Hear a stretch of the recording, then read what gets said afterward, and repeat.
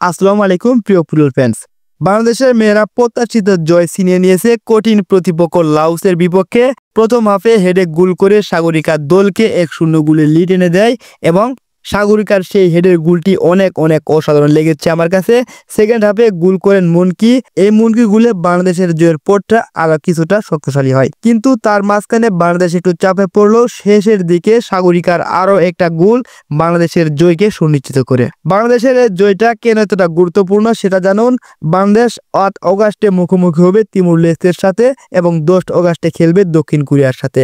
যেই দক্ষিণ Korea Timur লেস্ত থেকে 9-0 গোলে হোয়াইট ওয়াশ করে দেশ থেকে বিতাড়িত করেছে। বুঝতেই পারছেন বাংলাদেশের আগামী দিনের পথটা কতটা কঠিন। এএফসি এশিয়া কাপে কোয়ালিফাই করতে দক্ষিণ কোরিয়াকে হারাতে হবে, কেননা এখান থেকে গ্রুপ চ্যাম্পিয়ন যে দলটা হবে তারা সরাসরি এশিয়া কাপে কোয়ালিফাই করবে। তবে বাংলাদেশের যদি গ্রুপ চ্যাম্পিয়ন না হয়, রানার্স আপ হয়, তবুও বাংলাদেশের জন্য সম্ভাবনা থেকেই যাবে, কারণ যে 12টা দল অংশগ্রহণ করবে তার মধ্যে 8টা গ্রুপ চ্যাম্পিয়ন থেকে যাবে এবং বাকি 3টা যাবে সেরা রানার্স আপ থেকে এবং বাকি আরেকটি দল থাকবে সেটা যাবে হোস্ট কান্ট্রি থেকে।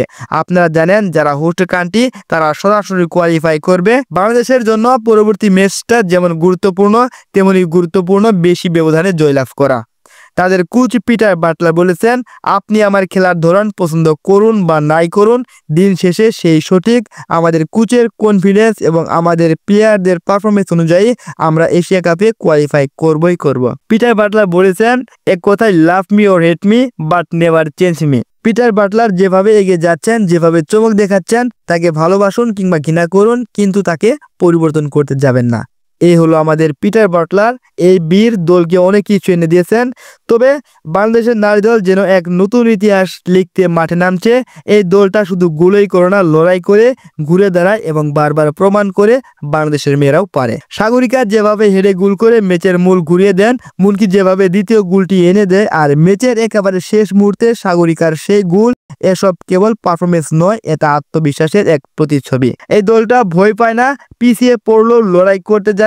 এই বাংলাদেশের নারী দল এখন আর শুধু অংশ নিতে আসে না, তারা এসেছে জিততে, তারা এসেছে কোয়ালিফাই করতে। তাদের দৃষ্টি এখন একটাই, এএফসি এশিয়া কাপের মূল পর্বে অংশগ্রহণ করা। তাদের পারফরমেন্স রয়েছে আধুনিক ফুটবলের ছাপ। স্মার্ট পজিশনিং, সুগঠিত ডিফেন্স, মাঠের দারুণ কন্ট্রোল এবং ফরওয়ার্ডদের মাঝে লক্ষ্যভেদী দৃষ্টিভঙ্গি সবাই বলছে এই দল এখন পরিণত, তারা প্রস্তুত বড় মঞ্চের জন্য। এই আত্মবিশ্বাস শুধু কথায় নয়, মাঠে প্রতিফলিত হচ্ছে পারফরমেন্সে।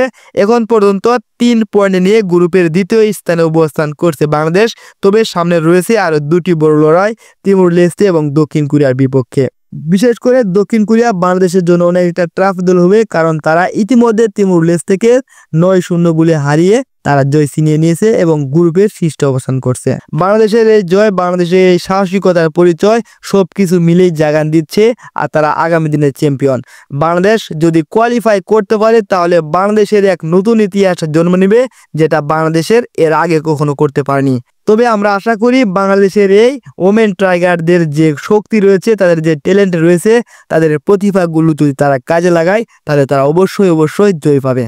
প্রিয় ফুটবল প্রেমী বন্ধুরা, আপনারা কি মনে করেন বাংলাদেশ এশিয়া কাপ কোয়ালিফাই করবে এবং বাংলাদেশ তিমুর লেস্তের বিপক্ষে কিংবা দক্ষিণ কোরিয়ার মতো শক্তিশালী দলকে পরাজিত করে গ্রুপ চ্যাম্পিয়ন হয়ে কোয়ালিফাই করবে, নাকি রানার্স আপ হয়ে কোয়ালিফাই করবে? আপনার কাঙ্ক্ষিত মানের সুযোগ্য মতামত জানাতে ভুলবেন না। ফুটবলের এরকম নিত্য নতুন আপডেট ভিডিও পেতে এবং মনোমুগ্ধকর আলোচনা শুনতে অবশ্যই জিআর ফুটবল নিউজকে সাবস্ক্রাইব করুন। আপনার ভালোবাসা আমাকে ভিডিও তৈরি করতে অনেক অনুপ্রাণিত করে। ধন্যবাদ সবাইকে। আসসালামু আলাইকুম।